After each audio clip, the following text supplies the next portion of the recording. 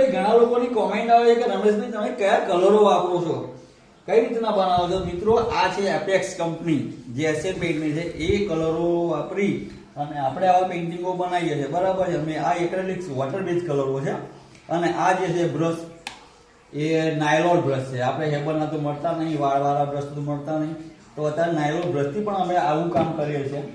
અને આ કલરો એ એપેક્સના છે જે water base colour. Oil paint તો વાપરવાનું બંધ કરી દીધું કારણ કે એની અંદર ચીકાશ એટલા બધા હોય છે અને બ્રશો ધોવામાં બહુ જપા થાય છે, હાથ પણ ખરાબ થાય છે, જમવા બેસે તો નહીં સ્મેલ આવે, એટલે આપણે પાણીનો ઉપયોગ કરી વોટર કલરોનું પેઇન્ટિંગ કરી દઈએ છીએ.